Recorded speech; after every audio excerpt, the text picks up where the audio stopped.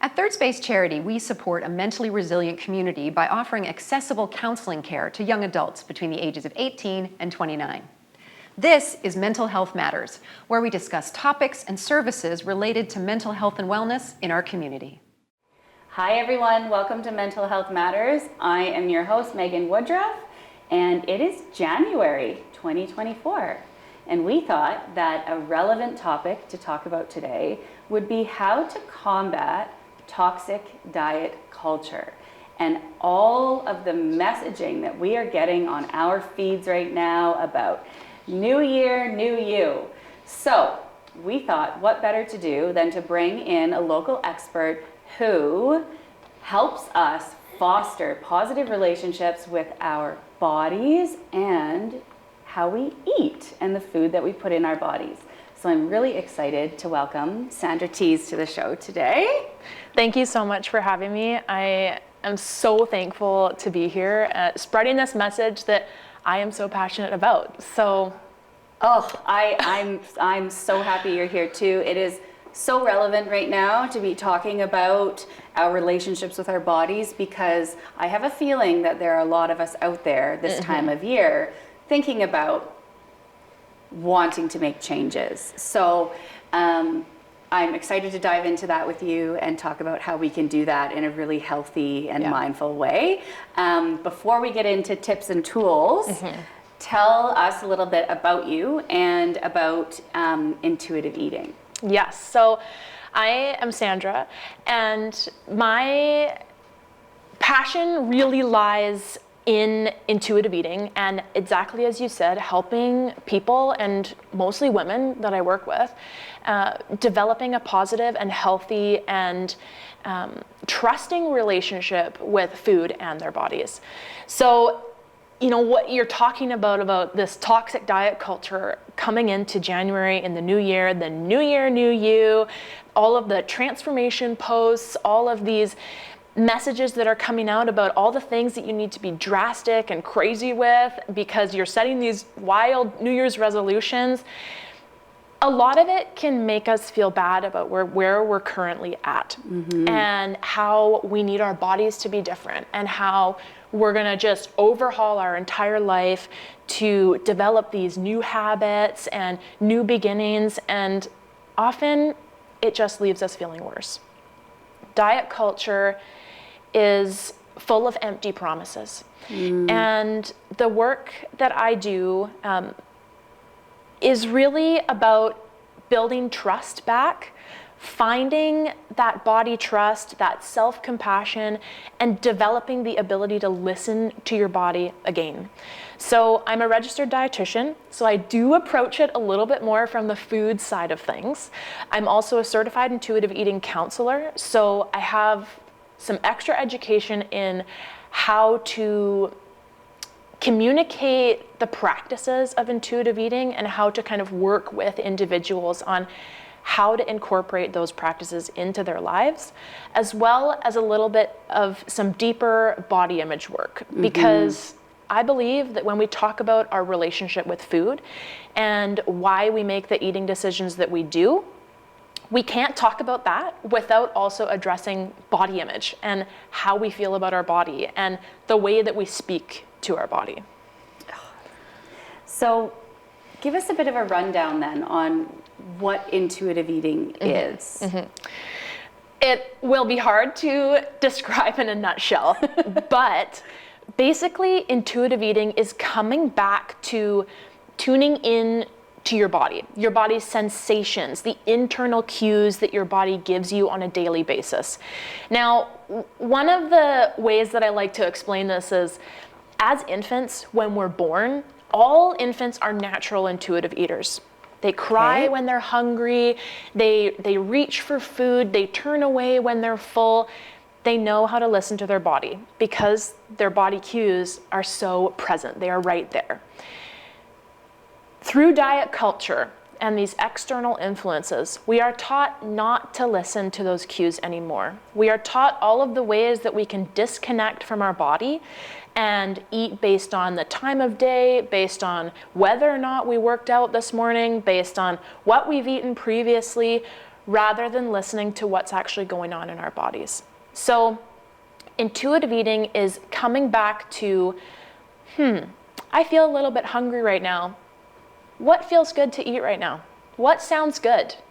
What food is going to feel good in my body? And make a decision based on that. So we have a little bit of unlearning diet culture and unlearning those messages that we've taken to heart for all of these years. We have learning how to listen to what's going on inside our body again. Physically. Yeah. And also some of that emotional awareness about, the self-talk. That's where kind of the body image work comes in. And then how do you start to trust those signals? So, okay, I'm listening to my body. I have hunger happening right now. But learning how to trust that is a little bit different, takes a little bit more work. And then how do you respond to that? So, okay, my body is telling me I'm hungry. I'm going to trust that. What food would feel good right now? One thing I like to add when I talk about intuitive eating is it's different from mindful eating.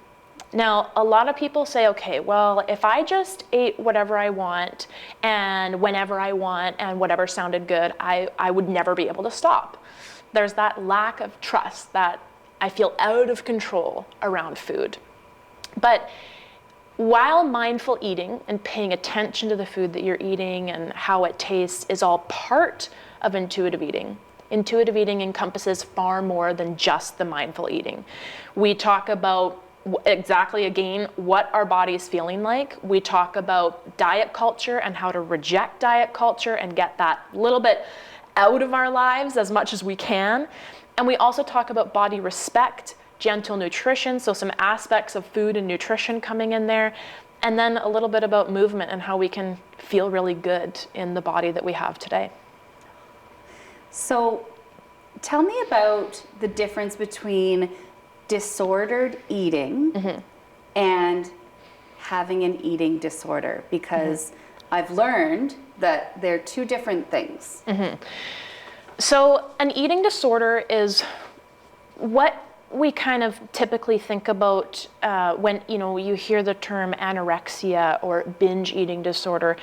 And eating disorders have a number of criteria that somebody needs to meet in order to be diagnosed with it. So it is a medical diagnosis, having an eating disorder. Okay.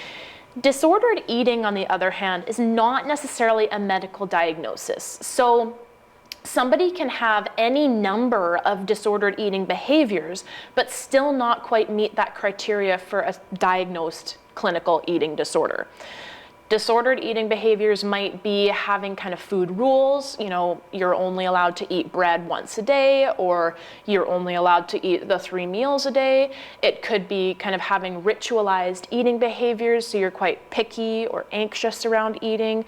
It could even be just that negative talk, that guilt and that shame that we feel around eating certain kind of demonized foods. So a lot of people that are impacted by diet culture do have disordered eating behaviors because we're taught them from diet culture, that restriction, that strict, rigid rules around eating, that, you have to eat these foods if you want to be healthy.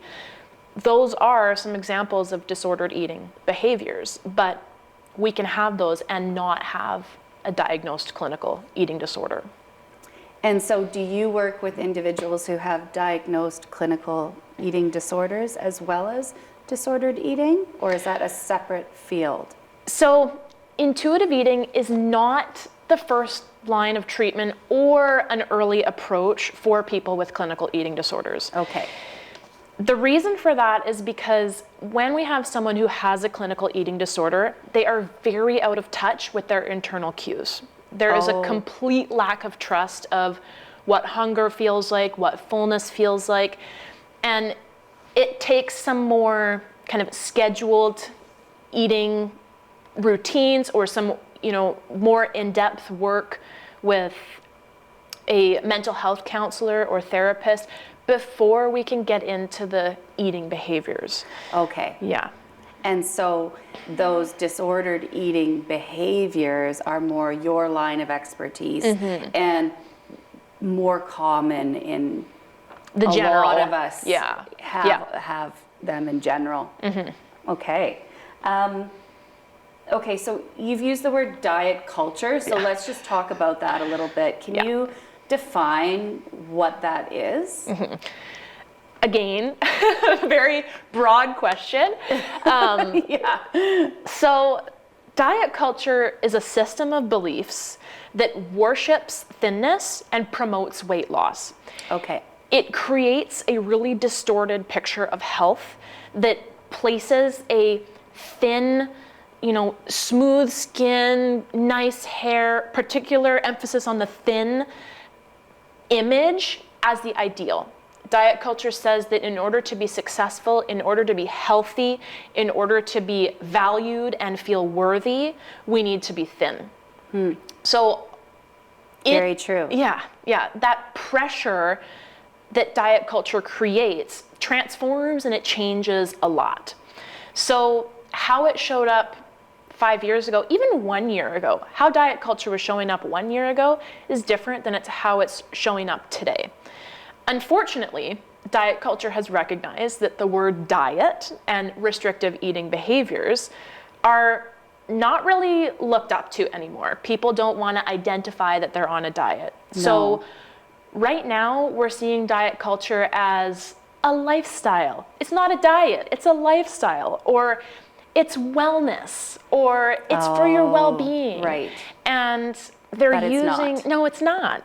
They're using this language of, it's a lifestyle to get people to buy into it.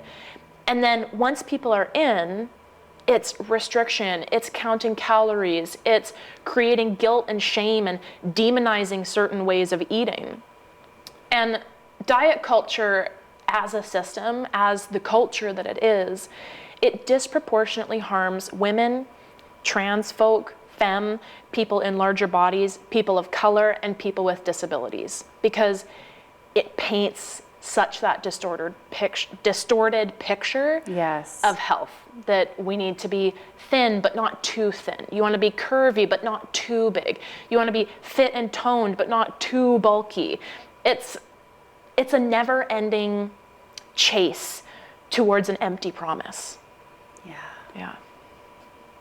I was a 90s kid, and I remember the Calvin Klein ads, the campaigns for the Calvin Klein bra and underwear, and looking at the models, and they were so thin.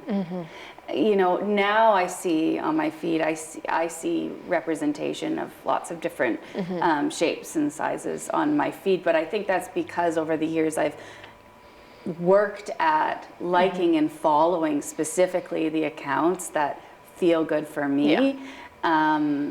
And so maybe the algorithm is working in my favor a little bit. We hope.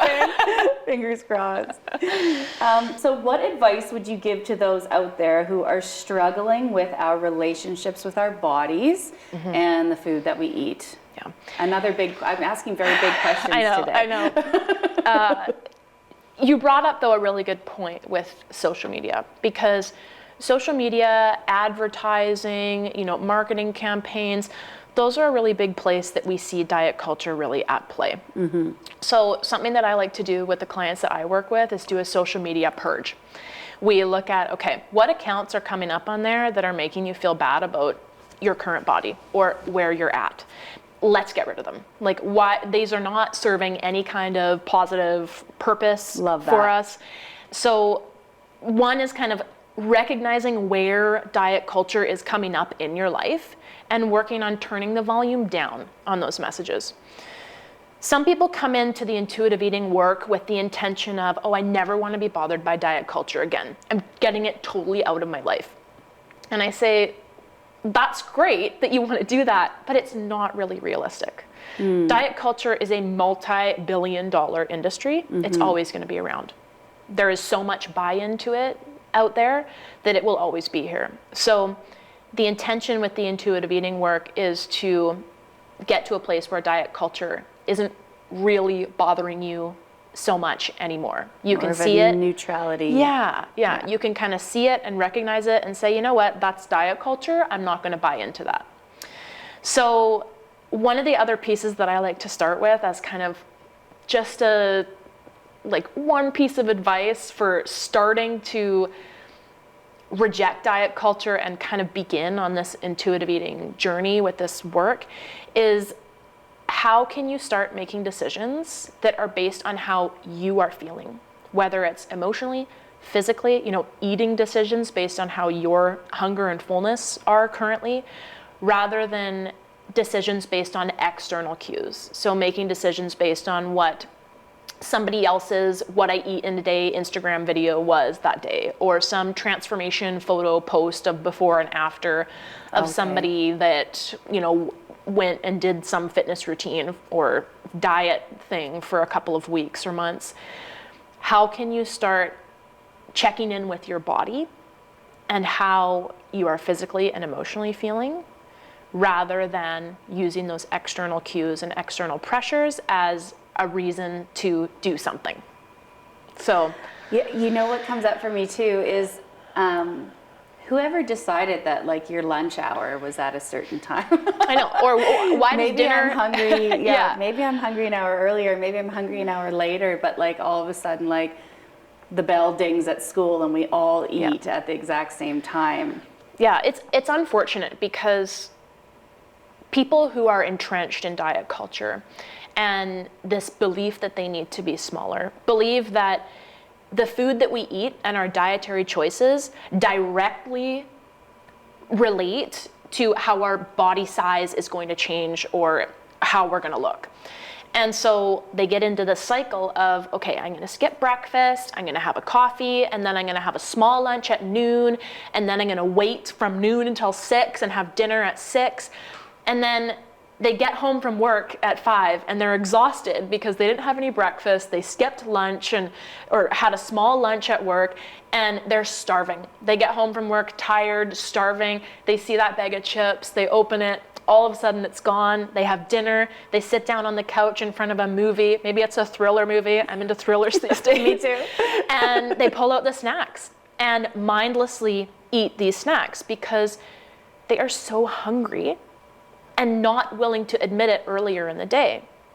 And then they feel guilty and they're like, oh man, I just ate that whole bag of chips or that whole bag of M&Ms. I'll do better tomorrow. I'm gonna skip breakfast, maybe I'll even skip lunch. I'm only gonna eat dinner. And it's this cycle that keeps happening and keeps happening. It feeds itself. People get into these over-hungry states where their body physiologically takes over, and no wonder they feel lack of control around food. They're so hungry. You're starving. Your body is in a starved state. Yeah.